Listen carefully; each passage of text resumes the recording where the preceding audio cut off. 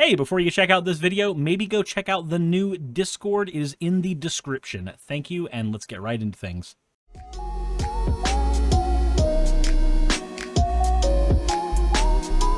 Okay, so... Oh, is this the first one? Okay, so we're starting with Mary Tally Bowden, MD, who I only saw because Marjorie Taylor Greene reposted it, or retweeted it. Of course she did. It says, the COVID shots do not protect the elderly. People in the 65 plus demographic are 5 times more likely to die from inoculation as from COVID-19 under the most favorable assumptions. The data is there if you can find it. Sources in the comments, please add to it. I didn't see any comments with sources in it. And yeah, no, I don't know where they're getting this information from. The article, however, what I found interesting about this, it's not so much the claim, because that's debunked nonsense. Like, look at the date on the articles from 2021. So this is 2 years, almost 3 years old at this point. So it's nothing new. There's all sorts of fact check websites that have pointed out that, like, oh, well, the old folks home in Spain that had the 100% rate of COVID eventually while being inoculated, turns out that the COVID infection happened while they were inoculating. So it was like they were racing to get healthy people vaccinated before they got the virus, and because of the incubation period, that made it difficult, and some people died because it's an old folks home with a disease that is deadly to old folks running through it. And that's really all there was to it. But what I found most interesting about this is that if you actually Google that headline, that is a Chinese tabloid that cites a Russian propaganda mill as their source for this. So this is a representative in the American government retweeting misinformation coming from Chinese propaganda that cites Russian propaganda as its source. And they want to complain about Hunter Biden having a business in China. Look, Hunter Biden's laptop is very important, Rhino. Don't you understand? I know, it's got his dick on it. Heaven forbid someone have their own personal dick pics on their own personal laptop. As we've already established, you can see my penis if you know where to look on my computer. And that's not something that I plan to make public, but if it gets made public, it's not on me. That's just something that people have sometimes. I mean, we could just find your dick pics by logging into your computer illegally. Yeah, and then just using the webcam. And then say that I have no shame because you broke into my computer. Yep. 110%. I'll put it in front of Congress and everything. No, that's what Lobo did. I mean, no, it was MTG that put it. Yeah, she put it in front of Congress, but Lobo was the one who said he has no shame because of his laptop. You have no shame being a man with a dick. And that was after she was caught being fondled in a public theater. Anyway, I just thought it was amusing. Well, not amusing, more scary that a member of Congress was retweeting obvious propaganda from known propaganda sources as if it's true. Oh, speaking of Lauren Boebert, says, I posted a few months ago how our national debt hit a historic 33 trillion. Here we are just a few months later, and we've now hit 34 trillion in debt. These piles and piles of debt that we've racked up over the years are an albatross around every American citizen's neck. And yet Democrats only want to spend more and more. The funny thing about this is the Republicans tend to be the one that increase the debt the most. Like, Trump increased it by $8 trillion. Joe Biden so far has increased it by, I want to say it's like 5 or 6 trillion. So like if he continues at this rate, he will have increased the national debt significantly less than Trump.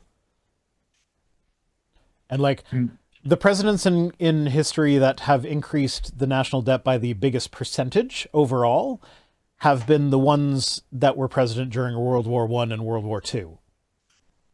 And it was the world wars that did it. Yeah, you'd kind of expect it during that. And then after that, it's all Republicans and Obama. Because Obama had the 2008 crisis to deal with, which was a Bush-era budget that was passed that didn't take effect until Obama was president. So, like, even Obama's large raise of the debt could be blamed on Bush if you really wanted to. He did do stuff that increased it more, but, like, Republicans are the ones who increased the debt. It's just like Reagan was like up there in the top 5 of like people who increased the debt by the most percent. And there was no war while Reagan was president. I mean, the Cold War, that doesn't really count.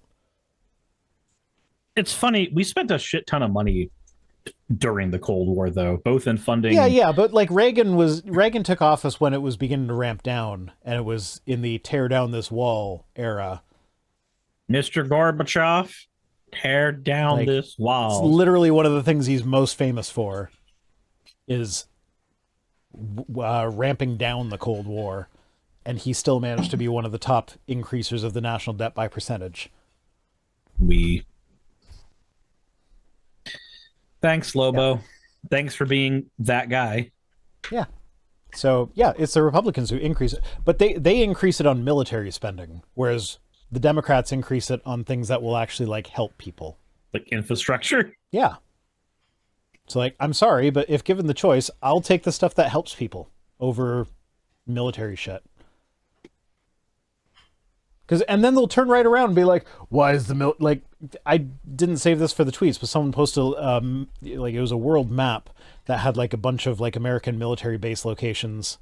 And it was like, why do we have all our soldiers over here instead of at the Mexican border where they could protect our actual country? Because the Mexican border is not a fucking threat? Yeah, no, not only is it not a fucking threat, especially, like, even if you consider it a threat from an immigration standpoint, it's not a military threat. So sending the military there is not the solution to that problem. But, like, even so, you guys are the ones saying we need this big ass military. So, like, make up your fucking minds. What do we have next after Lobo's dumb butt? And Sakura says it's not just the military, they also give tax breaks to the wealthy and major corporations. Yeah, that was one of the biggest increases, like, outside of the COVID pandemic, which I will give Trump a little bit of credit. A good chunk of his increase of the national debt was because of COVID. But outside of that, the biggest increase was his tax cut to the billionaires. Like, he was already on track to be one of the biggest increases of the national debt in history before the pandemic. And then the pandemic made it even bigger. I have to wonder what would happen if we actually got the debt to zero. Probably nothing. Yeah. Well, so the thing is, like, the way the national debt works, a lot of people don't really understand this. It's like, it's people that hold, like, mutual funds in other countries that buy, like, American bonds. And it's like, I will buy this, like, the mutual fund buys the bonds under the understanding that it's a safe investment, that, like, it's guaranteed to pay back a certain amount of, like, a certain percentage over the course of time. So, like, whatever else happens in the portfolio, having these safe ones here, you know, it might not be an amazing return on investment, but at least it's a return on investment. And if the debt gets too out of control, then people will no longer be buying these bonds because you can't guarantee that they're actually going to pay out. And that can cause that could cause a worldwide global financial crisis as opposed to a not worldwide global crisis. You know what I mean? And that's only a small part of it. Like, that's not even the whole thing, but, like, I have financed some of the American debt because I have a portfolio that has some American stuff in it. And, you know, the bank that I do that through is, like, if it gets to a point where the Republicans are like, no, we're not going to raise the debt ceiling, so we can't continue making the interest payments on these things, then banks are going to be like, okay, that's more of a risky investment. So the people that say I want a safe investment aren't going to want that anymore. And then you're going to have a harder time getting the debt to do stuff. I mean, there's a lot more to it than that. I'm way oversimplifying this, but that is a part of it, at least. I'm assuming you know more about it than Lobo, so probably. Although the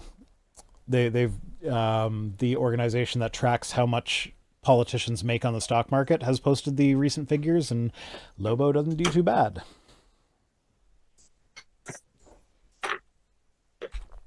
All right, DC Drano, complete troll. I was putting the show together a bit at the last minute. I don't normally go for DC Drano because he's beneath me, generally. He says, tweeting doesn't do anything. Well, it took down Bud Light, Target, Disney, and the woke president of Harvard, so... But it didn't take down any of those people. It had nothing to do with Twitter. Not to mention, Bud Light's still running strong. Target's still running strong. Disney is still running strong. What? Yeah, so here's the thing. I actually did a spreadsheet. I looked up the numbers because I can never make anything easy on myself, because why the fuck would I do that?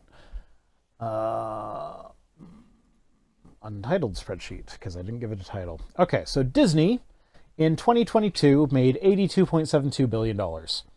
In 2023, they made $88.9 billion for a increase year over year of 7.47%. That doesn't sound like they took them down. Target made $106 billion in 2022 and $109 billion in 2023 for a percent increase of 2.94%. Again, that's not an amazing increase, but it's nothing to shake a stick at, especially when you're talking billions of dollars. Yeah.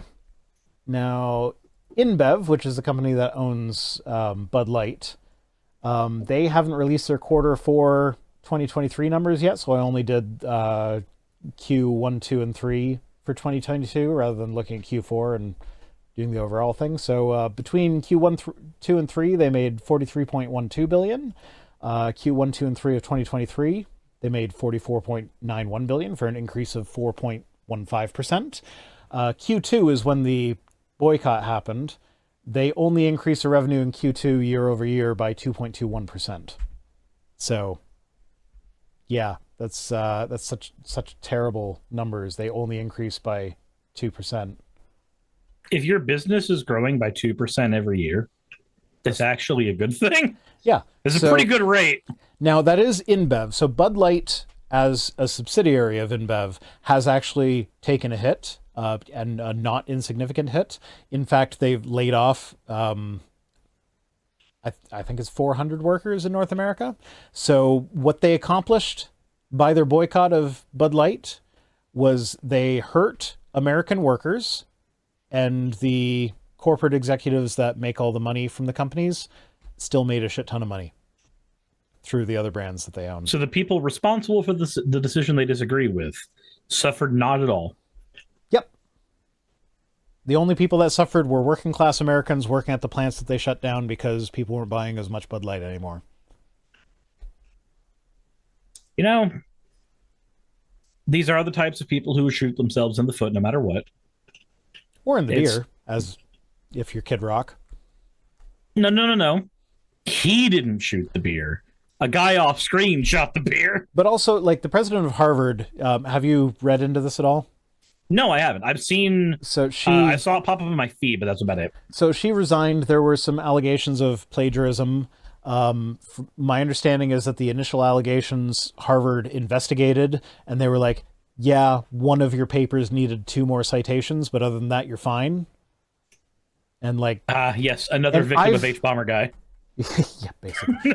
Sure. But like I've done enough, like I can see how you might miss a couple citations in a big project. I get that. Whatever. There have been more allegations since then, though, although they haven't been investigated yet and they haven't necessarily been substantiated yet. So they are at this point just allegations. And given the people doing the allegating, I'm not confident saying that they are accurate. Now, if they are accurate, then absolutely resigning is the appropriate thing to do. However, at the moment, what it looks like is she forgot to include a couple citations in one of her papers, and then because of some testimony she gave in front of Congress, she has been bullied by the right wing for being black to the point where she felt the need to resign for her own safety because she's getting threats and stuff from the right. Oh. And a lot of it is racially based because she is a black lady. And what happened was they were brought, like, there was her, the president of MIT, and I think it was the University of Pennsylvania, were brought before Congress, and they were asked, like, does calling for the genocide of the Jews constitute a violation of your code of conduct where discipline would be meted out? And they all answered something along the lines of it would depend on the context, because this was being asked by a Republican, And as we know, they don't like to do things honestly. They weren't framing it honestly. They were just asking, like, they were just saying, does calling for the genocide of the Jews constitute a violation of the code of conduct? When in reality, the situation that they were alluding to was like a protest against Israel invading Palestine. And sometimes there were people that don't really know the political ins and outs that were using slogans that could be construed as a call for genocide. And so in that context, it's like, no, that's not necessarily a violation of the code of conduct to a point where we would take disciplinary actions, but like, yeah, maybe don't call for this thing that historically has been kind of genocidal in nature. And yeah, so they were trying to walk that line between, this politician is asking me this thing that, like, the way she's asking it, it should have a clear yes or no, but she is referencing a situation that did not have a clear yes or no. And there was more nuance to it than that. So how do I navigate this in a way that addresses the nuance without saying it's okay to call for the genocide of Jews? Because it's not.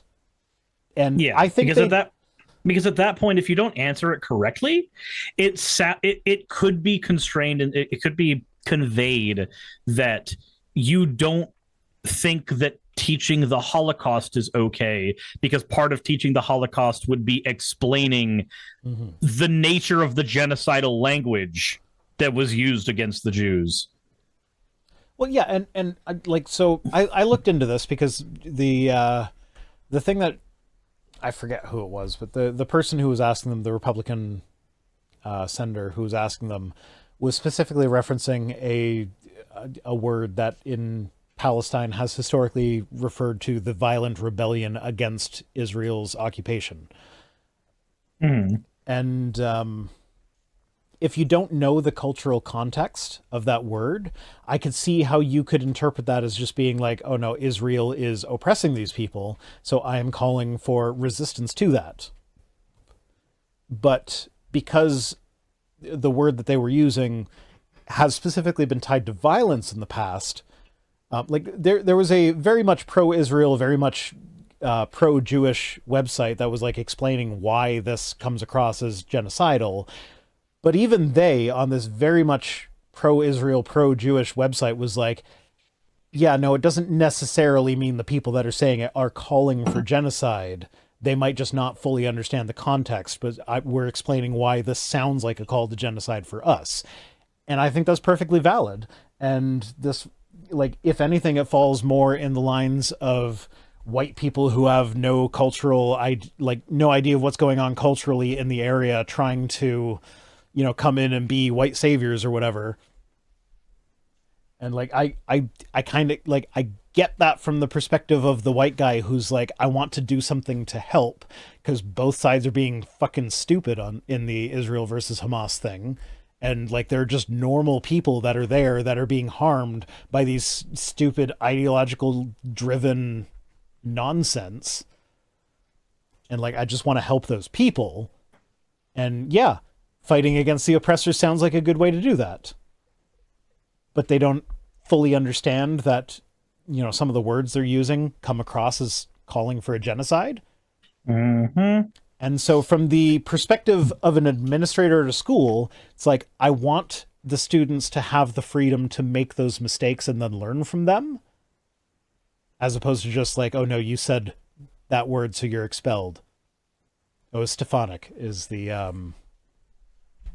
Republican Elise Stefanik is the person who is doing the questioning. Like, especially if you're in a position as an educator, your goal is to give somebody context, let somebody know, hey, this is not a good thing to say because this. If you just expel somebody because they said something and they didn't know what the context of it was, all you're going to do is take that person and push them further into extremism. Well, if you haven't given them that opportunity. So Steve Weber is saying she's either anti-Semitic or she's anti-free speech. The scenario is a trap. That's exactly it. Yep, it is a double bind, which is a thing that abusers put you in. Yeah. And it's like, and Stefanik in the hearing, she's very much like, this is a very clear yes, no. Like, does calling for genocide of Jewish people violate your code of conduct? This should be a very easy yes. And it's like, yeah, phrase like that, it should be. However, the thing you're referring to was not necessarily seen as a call for genocide among the people who were saying it. And like, and you got to keep in mind, like, the same people that are saying, like, oh, they need to resign because they said calling for genocide is okay. These same people were defending the people in Charlottesville or Charlotte, whatever it was, that were chanting, Charlottesville. Yeah, We that will were not chanting replace Jews. us. Jews will not replace us. They were defending those people. Don't you And now- understand, now Ryan? they're There getting were good all of- people on both sides. Yeah, but now they're getting all offended because some people are using a word that could be interpreted as a call for genocide, but they don't necessarily understand that. I don't know. This is just the whole thing is just dishonesty all the way down. The only way that you could answer that question without getting trapped is the school's position is that we do not support intentional and targeted use of genocidal rhetoric. Mm-hmm. Is the only and it's you have to be so what they careful. said. That was basically what they said, Suris. They were like, if there's genocidal rhetoric being directed at specific people, absolutely that violates our code of conduct. Like, they said that flat out, and people are still calling for the resignation. So Dapper's Invagination Station and All Points West says, can one be pro-Jewish but anti-Israel? Yes, absolutely. Of course. So, like, this is another thing where, like, anti-Semitism is on the rise. And, like, I sympathize more with the people of Palestine than Israel, because Israel is the oppressor in this situation. But that does not mean that it's okay to be like, you're Jewish, so you're bad. Like, they're just fucking human beings. Deal with people as though they're people. All people are people. You don't say that Americans are bad. You say that America is bad, and we are a nation that has built an empire in all but name, and that's not me directly quoting Noam Chomsky, but it is actually me directly quoting Noam Chomsky if you haven't read any of his books. But it is perfectly reasonable to say that America as a nation has engaged in destabilization of otherwise peaceful nations, has engaged in exploitation of other nations, has taken over shit that is not rightfully its, like that. Those are all fair things to do. But it's when you say Americans, the people who live here, who most of the time don't even have a fucking choice, we just grew up here. When you bridge that line, that's a problem. And the reason I frame it as through the lens of Americans is nobody's worried about being too anti-American unless you're like on the right and you've got a bunch of boogeymen in the closet. Yeah. So if you use that framing device and go, okay, these are the ways that I think language would be comfortable. These are the ways I think language would not be comfortable. Now, just reframe it to Israel and people who are living within Israel who are predominantly Jewish, because it's a religious ethno-state, let's be honest. Yeah. Well, so Sakura is pointing out that a lot of anti-Semitic evangelicals are pro-Israel. And that's because in order to bring about the end times as prophesied by the Bible, the chosen people need to reconquer the Holy Land or whatever. I forget the exact details of it, but like the battle at Armageddon is a big thing. Yeah, they believe Armageddon that is a valley in Israel. They believe that the establishment and the proliferation of Israel is a necessary beginning step, and even one of the first main steps. That's the whole reason why the United States supported the formation of Israel in the first place as a nation. If you want to understand the fetishization of Israel as it relates to Armageddon and the tribulation, I highly recommend taking some time to read the Tim LaHaye Left Behind series, because I grew up with that series, and if you read that series, there is a lot of stuff in the early the first two books about the establishment of Israel, the political nature of getting that nation to be what it needs to be for the grand stage of Nikolai Carpathia. Yeah. That's a huge narrative device in that book series, to the point where when you get further into the book series, they even have to start establishing believer camps in the middle of Israel, specifically because that's where all the war and conflict starts to be centered later on into the novels. Yeah. So if you want to understand that shit, that's because the Bible says that there's going to be a bunch of wars specifically in that area, followed by a 7-year peace treaty. Thought weren't the exact words wars and rumors of wars the vaguest way you could possibly describe it. My favorite thing though is like every single one of the end times movies or book series or whatever, like always the bad guys in the books or show or whatever are the people who bring world peace. Mm-hmm. Like, oh, they brought world peace. They're obviously the bad guys who are the Antichrist and anti-God. And we're like, they brought world peace, though. Is that not a good thing? Yeah, I feel weird recommending that book series to people because I know how shit it is. Oh, there are ways to get it without paying the authors. There are certainly ways to get it. I'm not going to say, but I believe our audiences are intelligent enough to figure that out. I have been watching a lot of One Piece. All right. Next up. Marissa says, I used to watch porn, lust after women, practice New Age spirituality, cuss, drink, steal, smoke weed, gossip, be hateful, fight, lie, listen to secular music, use people for gain, and much more. Jesus Christ freed me. Oh, wait. But you got restricted from doing all of those things then. That wasn't free. Unless this is one of those 1984 freedom is slavery things where, like, you know, the freeing feeling you get under Jesus is you are now free to not do all these things that everybody else is free to do.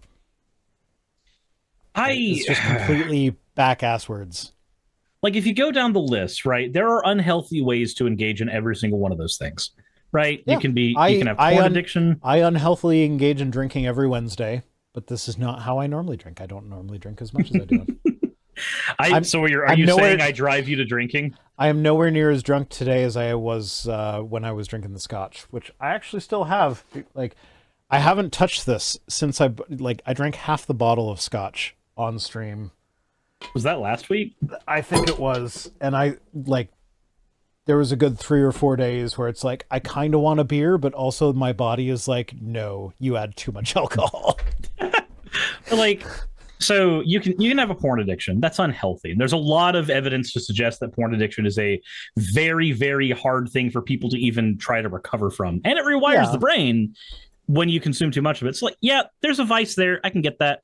Lusting after women, if you're Master Roshi, probably don't do that shit. Well, I mean, considering this person is female presenting, I'm guessing that carries the extra sin of homosexuality. I would assume so. But so you're practicing New Age spirituality. I thought freedom of religion was a good thing, personally.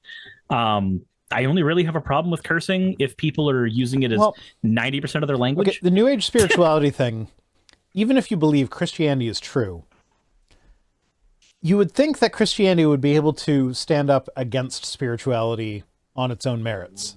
Yeah. So, if you try both, Christianity is the clear winner. It should be there were these anti-drug PSAs when I was a kid that were very, very Christian. I can't remember what they were, but I remember shit like try a hit of Jesus instead. That type of rhetoric. Like, he's the strongest drug you'll ever have, man. Yeah, I remember those. So that's what I'm getting there.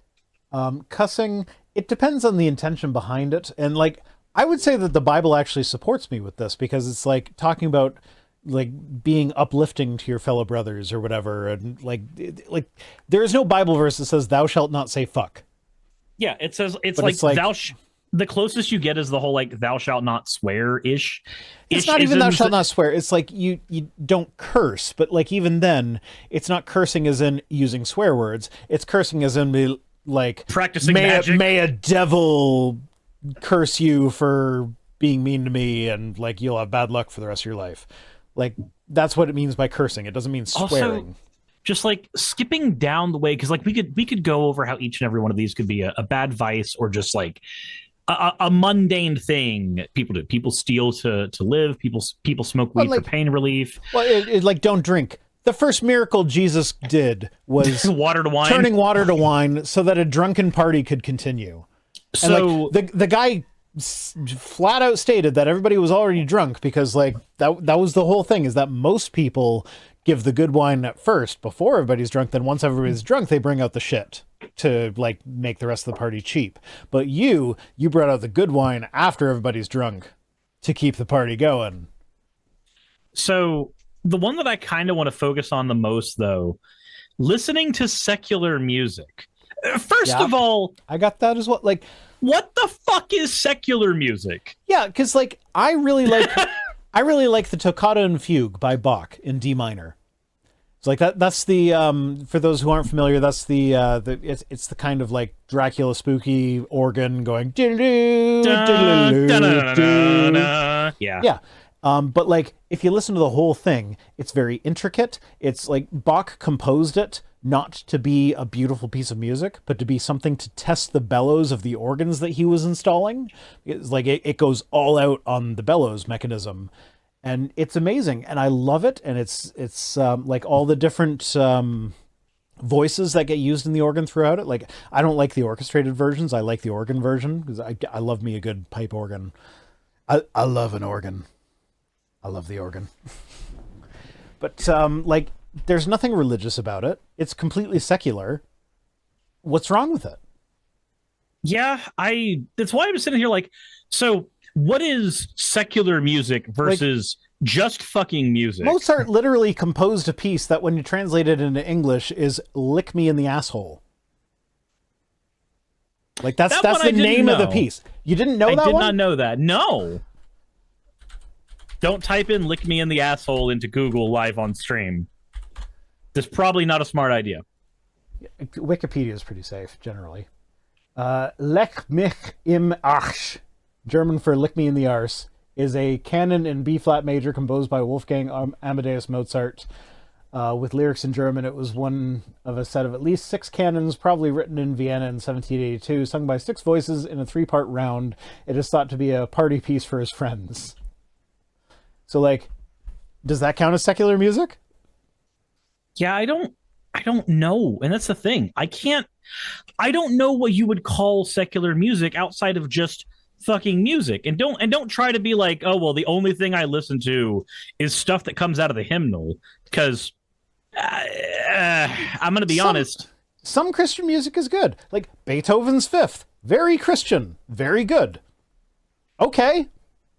But like Beethoven wrote other stuff that was not Christian, but was also very good. Owl City is a Christian band, and they made Fireflies. Yeah. It's a good song. Yeah. The only thing I think of when I think... So, like, when I hear Christian music, right? Just the term Christian music.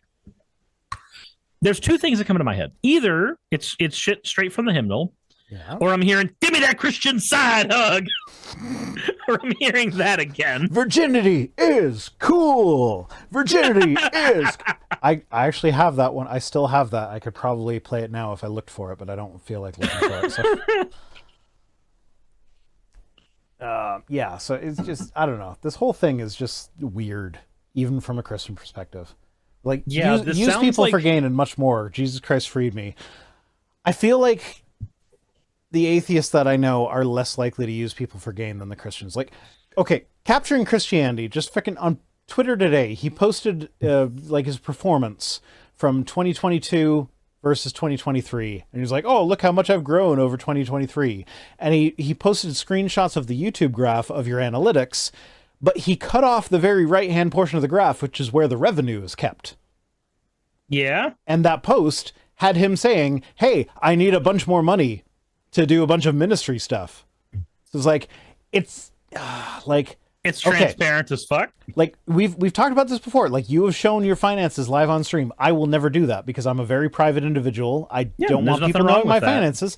And I fully support anybody who wants to be private with their finances, that's their business. Like when Linus Tech Tips goes to their finance page on the YouTube thing and just shows it on one of their videos, I'm just like, why would you show that? That seems like private stuff. But like they're a company and it's a transparency thing or whatever. And it just seems wrong to me that they do that. But like Cameron, he's running a charity. He is registered as a 501c3. If you donate to Capturing Christianity, the ministry, that is a tax-deductible donation, and he receives your money, and he does not have to pay taxes on it. You can actually go to he did file a what is it, a 990? The income I'm not form certain. the income form that charitable organizations in the states 501c3. Yeah, the charitable organizations file that shows what their income is and where it went. He filed one of those up until 2021. He did not file one for 2022. I'd be very surprised if he filed one for 2023. Because in 2021, he made like $183,000 through his ministry. And I can tell you, he was not getting the views to get that from YouTube. That was mostly donations. That was donos. So like as a YouTuber, like I like looking at his numbers, I'm like, I can kind of guess at what his YouTube income is. Like Here's how it was when I was making doing fucking bank. The dude is making fucking bank, and he doesn't have to report it. When I was looking at the Boogie interview, I had the same feeling of like, I know what my channel looks like at certain numbers, so I know what your channel should look like at these numbers. Yeah. And the maths ain't mathin'. Yeah. So like he's making a lot of, and is also this was for a previous video ages ago, but like his when I looked up his charity, it's registered to an address, and when you look up that address, it's just a house. So it's probably just his house is owned by his charity. So like his whole income. Wait. His house. That means that his his whole fucking income, his whole life is just lived tax-free. And he's begging for money as a YouTuber. And I can tell you, YouTuber, we have no fucking overhead. The only overhead we have is our basic living expenses.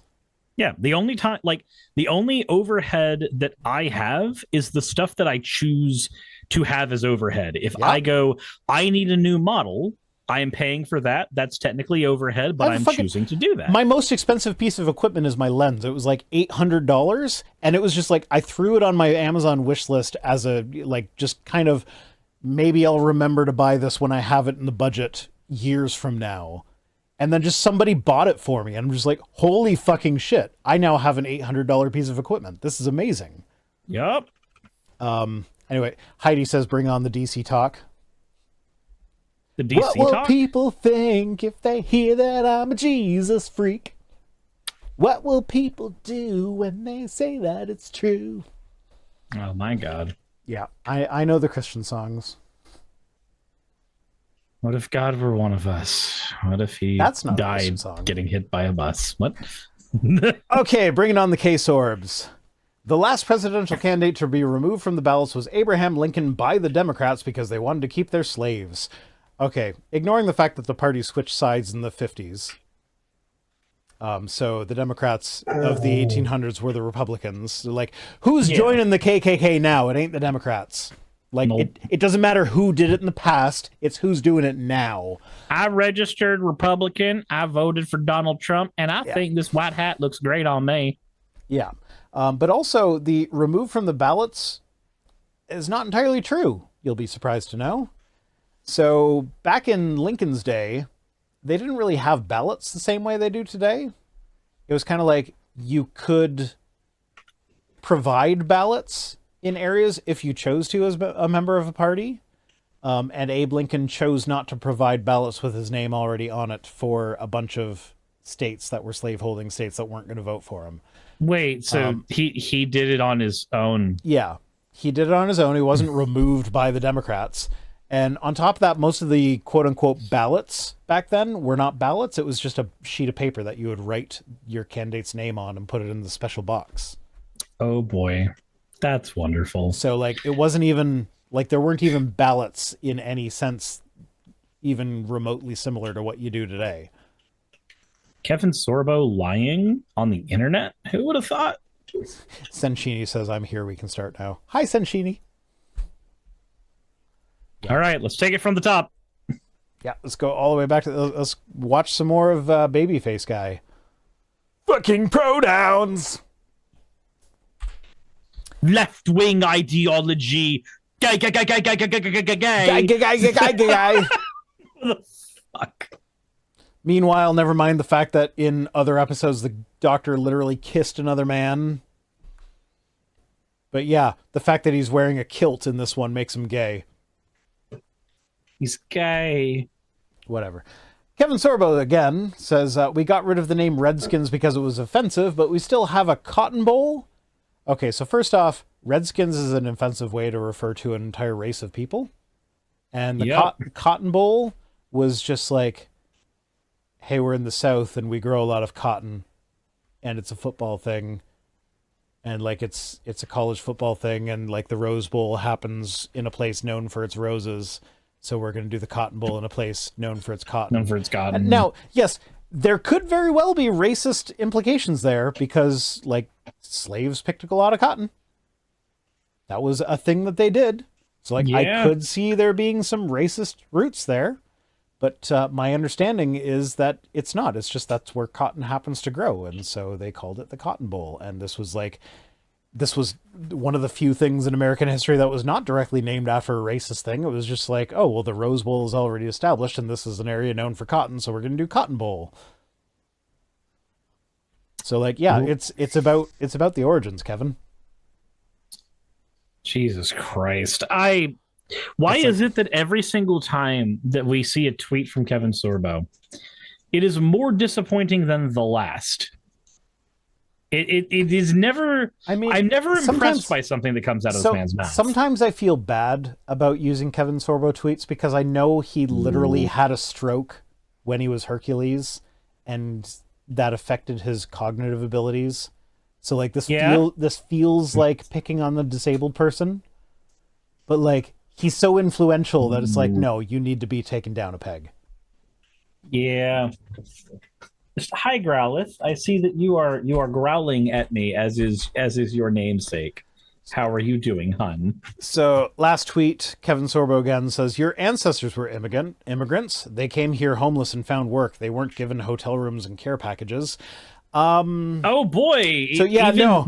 When the white people showed up in North America, no, they weren't given hotel rooms and care packages, but they came with smallpox blankets. Yeah, no, they didn't just like come and find work and employment.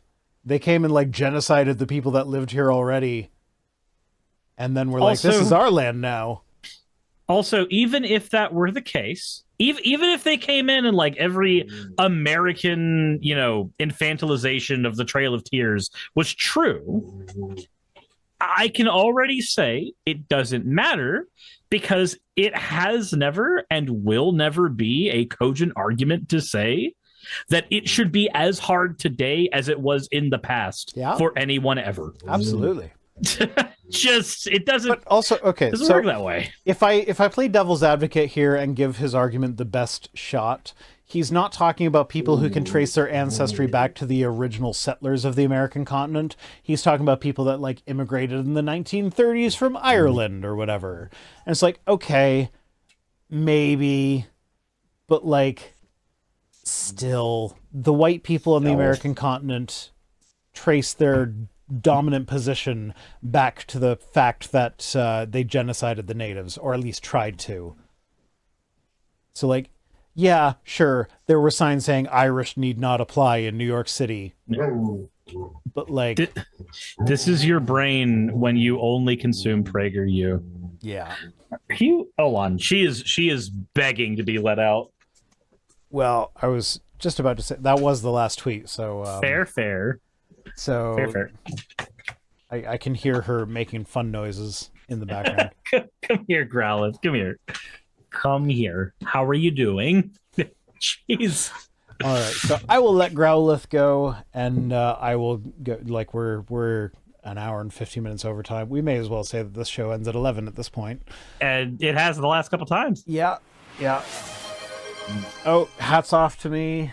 Oh, I don't even know what to put on my head at this point. There, beer bottle. It's the end of the stream. It's the end of the stream. As always, fuck off. Hey, Hey, I just quickly want to give a thank you to all of my wonderful patrons who keep this show running. YouTube and Twitch are a pretty bumpy ride at the best of times, and the stability a Patreon provides me is worth more than I can say here. I'd also like to thank each and every one of my $20 and up patrons here, and they would be Red Joker, Britzkrieg, Cameron, Dren, Jemshin, Smiling DM, Poundini, Mabbity Babbity, Naomi, Isaac, Agamotto, Jordan, Ravi, Giuni, Kiratorian, Prisma, all of you, I'm not saying that part, and Starlight. And finally, thank you to everyone else that helps keep this channel alive. While you're here, why not check out another video? And thank you for watching.